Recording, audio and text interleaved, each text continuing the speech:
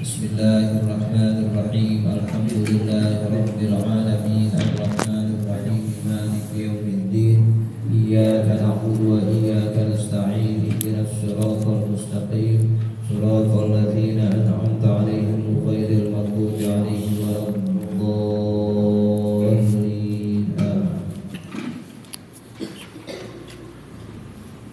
Qali' riyadhus shalihin wa ahkiman ma fihi tazfaru bis sa'adati wa ila. Qali' pelajarilah Riyadhus Shalihin, kitab Riyadhus Shalihin. Wa ahkiman ma fihi, dan kuasailah hadis-hadis yang ada di dalamnya. Tazfaru bis sa'adati, niscaya engkau akan meraih keuntungan dengan kebahagiaan. Wa'mila, lalu amalkanlah hadis-hadis Riyadhus Shalihin itu. Anjuran dan dorongan dari pengarang agar kita pelajarin mutola'ah, bisa dijadikan wiridan untuk membaca dan mengamalkan kitab Riyadhus Shalihin. Tahu kitab Riyadhus Shalihin? Siapa pengarangnya? Imam Nawawi. Itu kitab isinya hadis-hadis pilihan, hadis-hadis sahih yang tidak diragukan lagi keabsahannya. Itu kitab-kitab berkah, di antara kitab yang paling banyak dipelajari di seluruh negara Muslim. Jadi setelah Quran, Sahih Bukhari, di bawahnya itu adalah Riyadhus Shalihin. Bahkan menurut riset penelitian terbaru, kitab Riyadhus Shalihin adalah kitab yang paling banyak diterjemahkan ke bahasa-bahasa asing. Ada terjemahan pakai bahasa Indonesia, ada pakai bahasa Inggris, ada pakai bahasa Arab. Di Arab diarabin lagi, maksudnya disyarah. Sebab memang kitab-kitab berkah. Jadi kalau kita ngaji, kalau kita belajar, ada yang namanya kutubun mu'tamadah, kitab-kitab yang dijadikan pegangan, rujukan, sebab isinya sudah tidak diragukan lagi. Di antaranya Riyadhus Shalihin. Kalau pesantren-pesantren dijadiin kitab wiridan, sebelum masuk sekolah dibaca dulu, nanti hatam diulang lagi, kita baca Quran. Nah, kalau kita nggak ngerti itu hadis-hadis Riyadhus Shalihin perlu dijadiin wiridan, mau kita baca Quran ngerti maksudnya, itu baca juga. Yang namanya berkah, baca aja udah. Ya, satu kemuliaan kita mengatakan hal yang dikatakan oleh Rasulullah SAW. Itu aja udah cukup sebenarnya. Kita ngomong nih, innamal a'malu binniyat, umpama kata, agak tahu artinya, agak paham maksudnya, cukup omongan itu pernah keluar dari mulut Rasulullah. Itu aja udah cukup sebenarnya. Ketika kita katakan innamal a'malu binniyat, hal itu pernah keluar juga dari mulut Rasulullah. Dan demikian sudah lebih dari cukup. Apalagi kita ngerti, lebih-lebih kita amali. Nah, itu kitab Riyadhus Shalihin penting untuk dimutola'ah. Ai qari' kitab Riyadhus Shalihin, ai qari' kitab Riyadhus Shalihin, pelajarilah, mutola'ahlah kitab Riyadhus Shalihin. Fil haditsin nabawi, yang membahas hadis-hadis Rasulullah sallallahu alaihi wasallam. Lil Imami Muhyiddin Yahya An-Nawawi, yang dikarang oleh Al-Imam Muhyiddin Yahya bin Syaraf An-Nawawi. Maksudnya dikarang, dikumpulkan, karena beliau kagak ngarang hadis. Hadis nggak bisa dikarang, kan hadis ucapan Rasulullah. Jadi beliau telusuri, pelajari dari semua hadis-hadis yang berkaitan dengan amaliyah ini, mana yang sahih, ditulis itu hadisnya. yang berkaitan dengan amaliyah ini yang paling sahih yang mana ditulis. Jadi kumpulan hadis-hadis sahih. Kalau kita disuruh nyari sendiri belum tentu bisa, jangan nyari.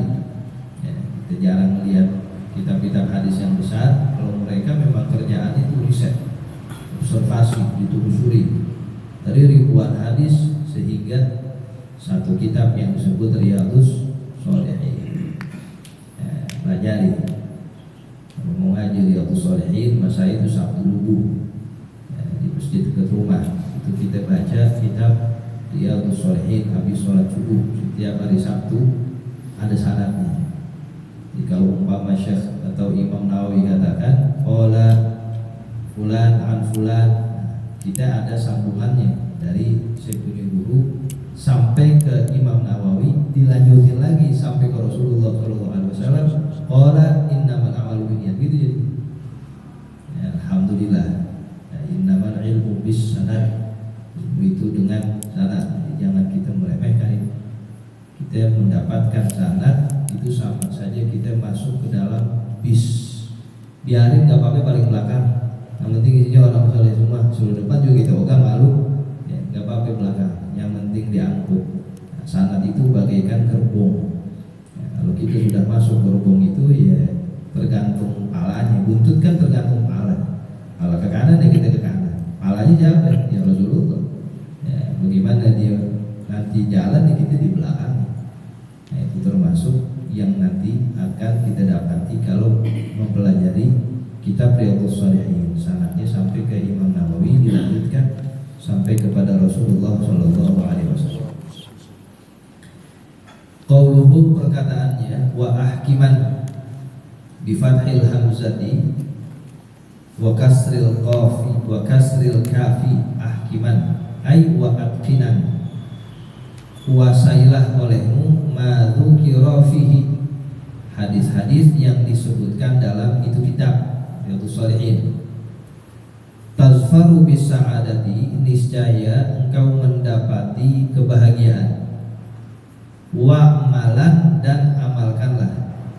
Balik itu ya, bukan wa'laman, tapi wa amalan, sebab baiknya wa'milan. Jadi kamu kuasai, nanti kamu amalin hadis-hadis yang ada di Riyadhus Shalihin.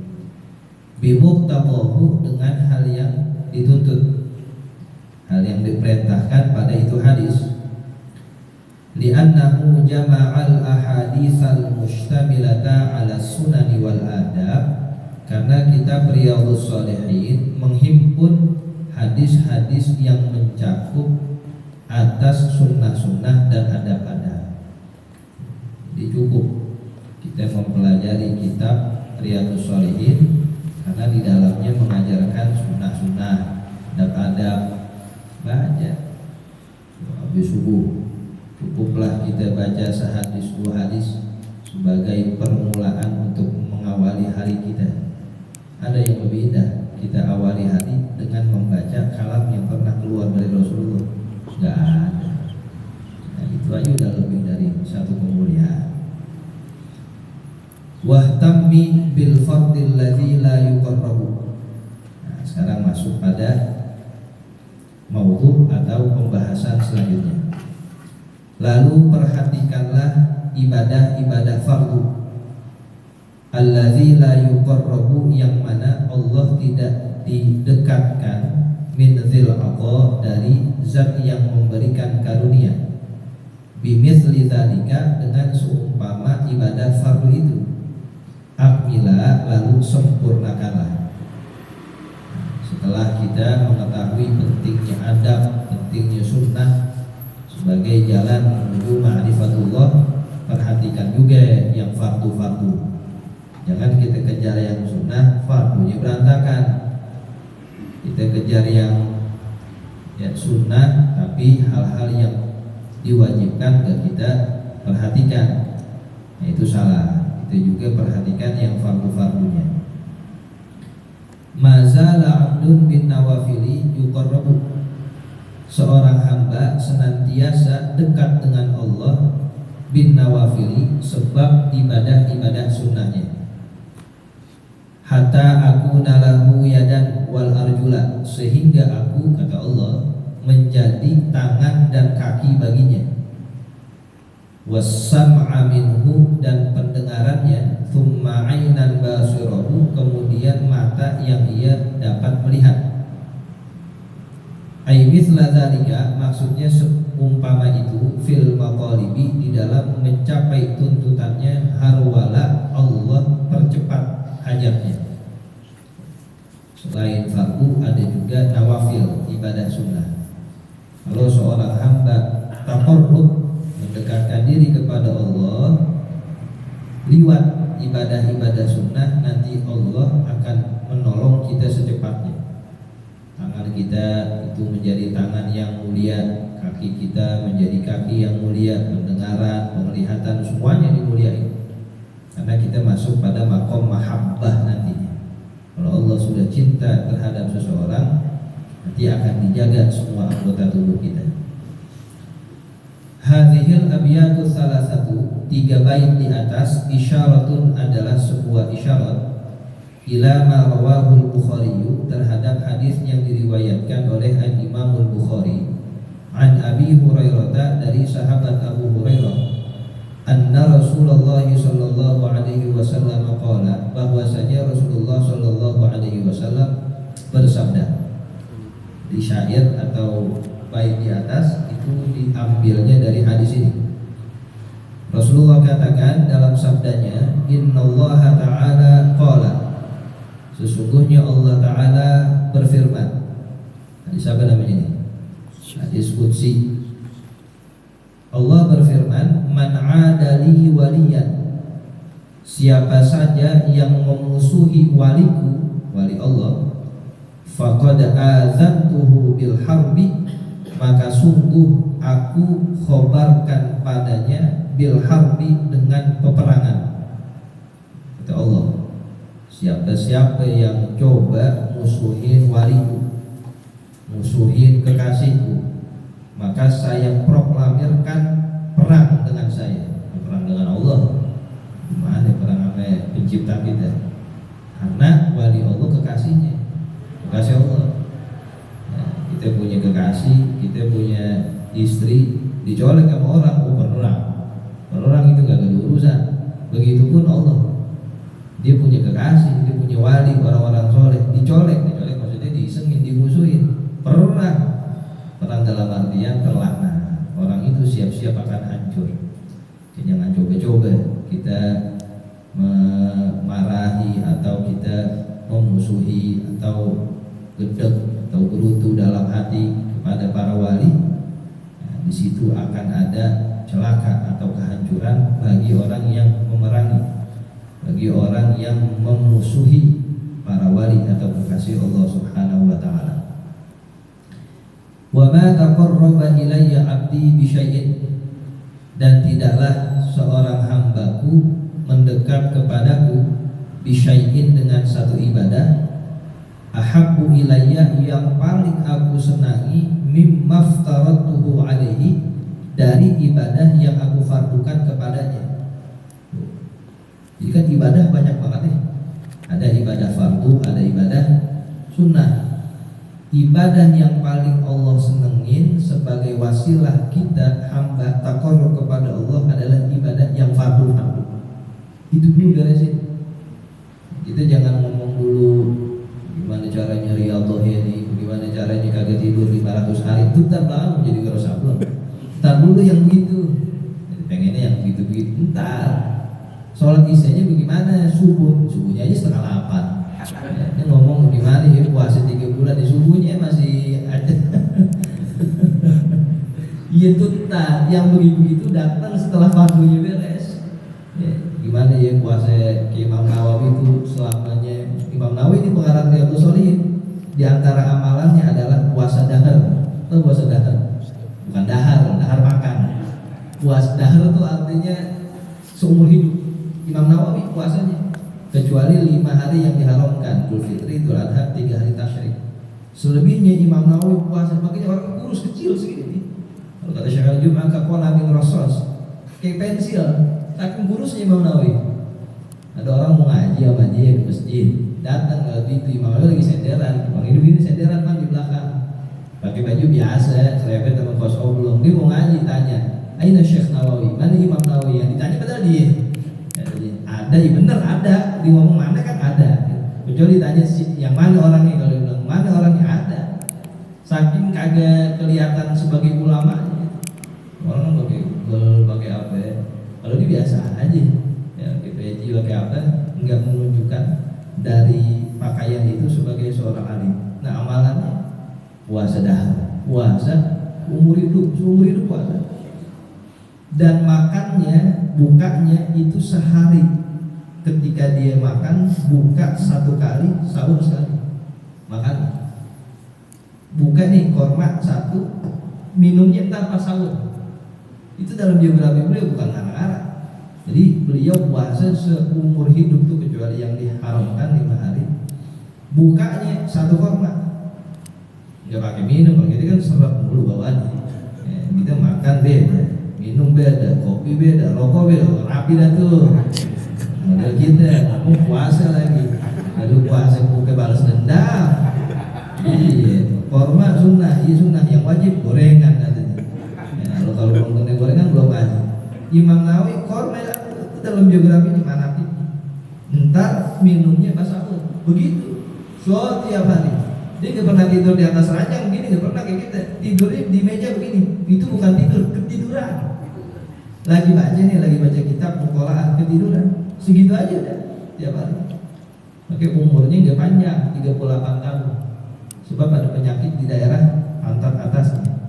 Makanya orang alim atau ulama, guru kebanyakan penyakitnya di pinggang. Itu emang dari dulu begitu. Di antaranya Imam Syafi'i begitu juga. Imam Syafi'i di antara penyakitnya, beliau sakit tuh yang nantinya akan meninggal dengan penyakit itu gara-gara daerah pinggangnya. Mungkin duduk mulu kali ya. Nah, ini guru ajak jalan-jalan juga, disuruh duduk mulu. Iya dong, kali-kali ya. Jadi penyakit ulama yang begitu tuh, kalau kita sekarang mau guru lagi kurang sehat pinggang, dari dulu emang gitu. Yang lagi duduk mulu, kalau ngajar duduk, kalau gitu duduk ya ibadah, duduk mulu dari dulu. Nah, makanya ada satu penelitian, tapi ya dari dulu oh mungkin ya, dia berfatwa, dia menerima tamu, dia ngajar, dia ibadah, ya sebab dia kalau mau takdir dari Allah semua penyakitnya. Namun penyebabnya mungkin diantaranya itu. Nah, itu Al-Imam Nawawi. Jadi kalau kita ingin mendekatkan kepada Allah, yang paling penting awalnya adalah fardu-fardunya beresin dulu. Kita jangan ngomongin dulu puasa 100 hari, kita jangan ngomongin dulu bagaimana kita tahajud sampai kita bisa rutin, jangan ngomongin dulu ya wirid tasbihnya sampai putus, itu tak belakangan. Nah, yang penting nih fardu-fardunya beresin subuhnya bagaimana ya. Dan ketinggalan masih ketinggalan apa udah rapi, sholat yang lain. Kalau itu beres, nanti pintu-pintu menuju riyadhah yang kayak tadi itu kebuka sendiri. Mau aja nanti urusan. Tapi kalau yang begini belum beres nih, hal yang tadi disebutkan tuh hanya sebagai nafsu aja. Kalau nafsu ibadah ada nafsu juga. Padahal kita ibadah kan ketaatan pada Allah. Tapi ada nafsunya, apa nafsunya? Kita pengen yang begitu-begitu sebelum fardunya beres. Ya, itu namanya nafsu. Kata setan, iya yang sunnah kamu kejar, fardu sih jangan pikirin, padahal balik. Ya, kita wirid sampai tasbih putus sambung putus lagi, kalau sukunya masih ketinggalan ya bagaimana urusannya? Itu yang fardu, itu yang wajib. Maka kata Allah dalam hadis qudsi ini, tidaklah hal yang paling aku senangi, paling aku cintai dari seorang hamba ketika bertakarrub kepadaku adalah ia mengerjakan yang fardu. Fardunya beresin.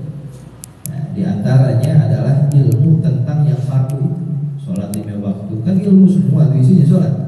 Mulai dari kita takbiratul ihram sampai salam itu ilmu semua.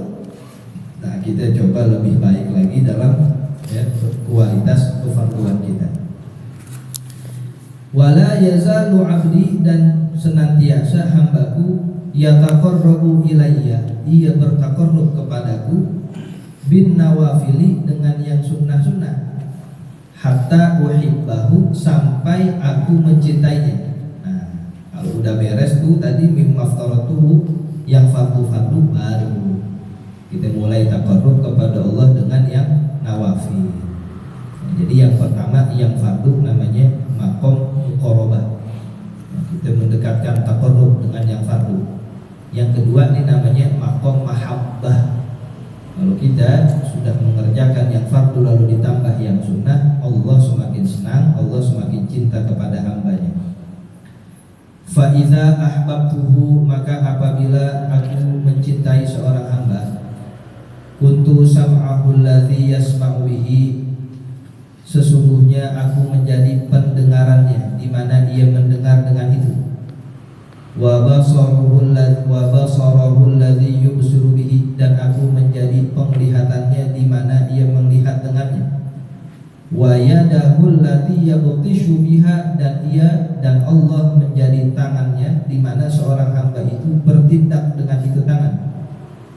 Wa rijlahu allati yamshi biha, dan Allah akan menjadi kakinya di mana seorang hamba berjalan dengan kaki itu. Wa in sa'alani, dan apabila itu hamba meminta kepadaku, la u'tiyannah, sungguh aku akan memberikannya. Wa in ista'adza bi, dan apabila hamba itu meminta perlindungan kepadaku, la u'izannah, niscaya aku akan melindunginya. Ini hadis qudsi yang disabdakan oleh Rasulullah Shallallahu Alaihi Wasallam. Jadi yang pertama yang harus kita lakukan adalah benahin yang fardu-fardu. Kita pengen ibadah, pengen taqarrub, pengen taat yang fardu-fardunya. Sholat 5 waktu, puasa Ramadan, zakat wajib, haji kalau memang sudah mampu, itu dulu kerjain. Setelah itu kita sudah kerjakan secara sempurna, baru kita taqarrub liwat yang sunnah-sunnah, tambahin. Sholat jangan yang fardu doang, yang sunnahnya tambahin. Puasa jangan yang fardu doang, yang sunnahnya banyak, tambahin. Zakat jangan yang wajib doang, sedekah ada banyakan. Nah, kalau sudah yang fardu, tambahin yang sunnah-sunnah. Kalau itu dilakukan, kita sudah masuk pada makom mahabbah namanya. Makom seorang hamba disenengin, dicintai oleh Allah Subhanahu wa ta'ala. Apa konsekuensi kalau Allah sudah senang cinta kepada hamba? Allah akan masuk pada kehidupan hamba itu. Tadi itu Allah akan menjadi tangan kita, maksudnya bukan bersatu, tapi di sini ditafsirkan Allah akan menjaga semua anggota tubuh kita. Tangan kita nanti diarahin ke yang baik-baik. Karena Allah ada cinta pada kita. Kita jadi kekasihnya diarahin. Ya, tangan kita diarahin yang baik-baik. Mulut itu diarahin ke yang baik-baik, jadi senang zikir, jadi senang wirid. Ya Allah udah cinta, dijaga semua anggota tubuh kita. Kuping dijaga, ya, kuping kita dijaga sehingga yang kalau kita dengar tuh yang baik-baik. Kaki dijaga sehingga Allah arahin ke tempat-tempat baik. Itu namanya makom mahabbah. Jadi Allah jaga semua anggota tubuh kita sebab apa? Taqarrub lewat nafilah-nafilah tadi. Nah, itu penafsiran yang pertama. Ada sebagian ulama yang menafsirkan begini: ketika seorang hamba sudah dicintai oleh Allah, maka tadi katanya itu Allah adalah mata itu hamba, di mana hamba itu melihat. Artinya matanya dia udah beda dengan mata kita. Kita sebagai orang awam ya paling mentok tembok situ doang. Dia di balik gunung tahu, nah matanya bukan mata kita. Ini namanya makom wali, makom mahabbah. Sehingga hadis ini tadi diawali dengan apa? Man azani waliyan ya faqad azantuhu bil haq, karena memang ingin menceritakan, mendeskripsikan siapa itu wali. Wali adalah yang udah beres fardunya lalu ditambahin dengan yang sunnah-sunnah sehingga Allah senang kepada hamba itu, jadilah dia orang yang diberikan ahlul wilayah atau karomah. Saya menjadi kakinya, maksudnya apa? Kakinya udah bukan kaki kita. Kaki kita napak di air, dia jatuh. Ini kaki dia, saya adalah kakinya, itu bukan kaki kita. Di jalan aja biasa. Ya, karena udah bukan kaki kita. Saya adalah tangannya, bukan ke tangan kita begini. Tangan dia asal usap begini aja orang semua. Rasulullah kalau mau batin orang ada lama-lama doanya, diusap aja tuh paling sembuh aja. Tangannya bukan ke tangan kita, dia asal doa begini, kesentaran rapi. Rasulullah asal doa, Allahumma faqihhu fiddin wa 'allimhu ta'wil. Doanya kepada Ibnu Abbas, jadi ahli tafsir. Kita doa habis 10 lembar kalau tahlil. Ada orang ngantuk-ngantuk. Beda tangannya sama tangan kita beda. Nah itu namanya makom wilayah. Jadi semua anggota tubuhnya sudah berbeda dengan anggota tubuh orang awam. Kenapa? Karena dia sudah mendapatkan makom mahabbah, makom di mana dia disenangi, dicintai oleh Allah. Sebab apa? Sebab beres fardunya banyak nafilahnya. Nah, kalau kita pengen seperti itu ya mulai beres-beresin fardu-fardunya, lalu tambahin ibadah-ibadah nafilahnya. Wa ma'nal hadisi, dan makna hadis di atas, man adali aliman billah, siapa saja yang memusuhi padaku seorang alim. Jadi wali di sana adalah seorang yang berilmu billahi, itu al-arifu billah, yang mengerti Allah Subhanahu wa taala dengan sifatnya. Muwaziban ala ta'atihi, yang orang itu senantiasa taat kepada Allah. Mukhlishan fi ibadatihi, yang ikhlas di dalam beribadah kepada Allah. Faqad a'lamtuhu, maka sungguh aku akan memberitahunya, biihlaki, dengan penghancuranku, iyahu, kepada orang itu. Jadi maksud man adali waliyan, siapa saja yang memusuhi para ulama. Wali itu ulama. Nah, sehingga kalau ditanya siapa itu wali, para ulama. Lau lam yakunil ulama waliyan falaisa lillahi wali. Kalau kita lihat ya sanad guru kita di bawahnya ada tulisan itu. Lau lam yakunil ulama waliyan falaisa lillahi wali. Jikalau para ulama itu bukan wali, maka di dunia ini kagak ada wali. Yang disebut wali para ulama, Imam Syafi'i, Imam Hanafi dan seterusnya sampai ke guru-guru kita. Mereka para ulama yang pada sejatinya ialah aulia.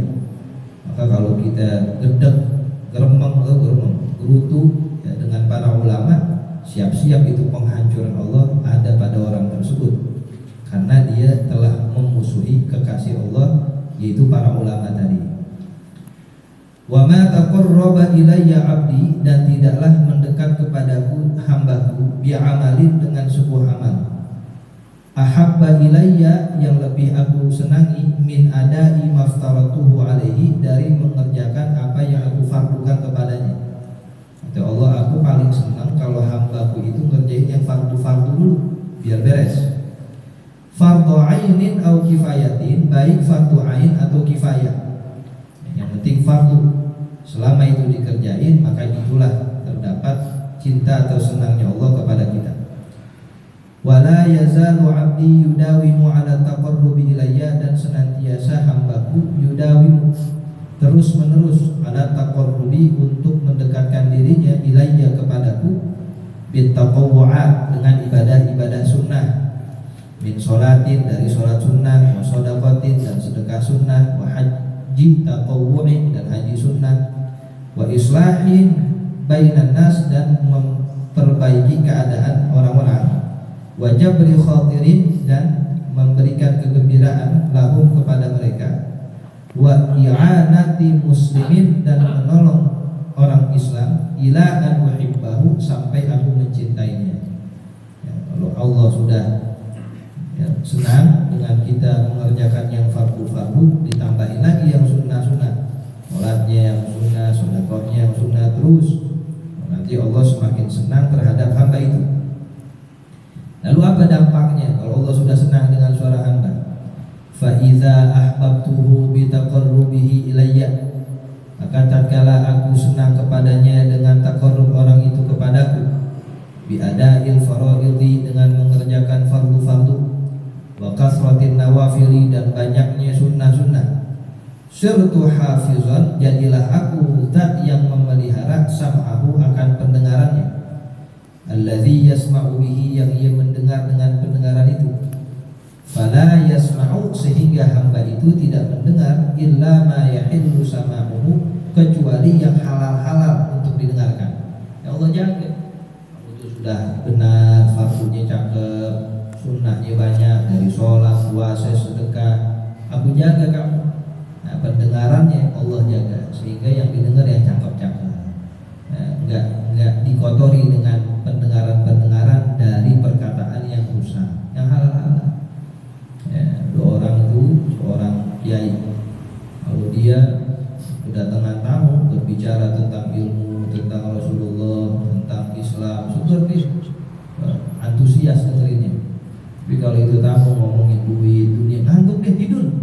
tidur aja begini, tidur itu, tuh ngomong aja, nggak antusias. Ya, apalagi ngomongin orang dan sejenisnya dari hal-hal yang tidak dihalalkan, benar itu, nggak terlalu senang. Ya, diterima, dijawab. Begitu kata murid yang mengaku. Kalau yainya di pesantren ketika kedatangan tamu penguasa yang nggak ada urusannya dengan agama, yang nggak ada kaitannya dengan ilmu, ya dia nggak terlalu senang. Pendengarannya dijaga. Tapi kalau bercerita tentang ulama, tentang wali, tentang kekasih-kasih Allah, antusias, senang. Habis subuh juga dijabani. Kalau kita kebalik, ngomongin bola, habis subuh baru kita ngomongin yang lain. Tapi kalau ngomongin ilmu, ya 5 menit dan muafu 17 kali. Ya, karena pendengarannya beda dengan pendengaran orang yang Allah jaga. Kalau pendengaran orang yang Allah jaga, terang, kuat, mendengarkan sesuatu yang ada kemuliaannya, dibikin senang, dibikin antusias dan kuat. Itu. Wa hafizat basara.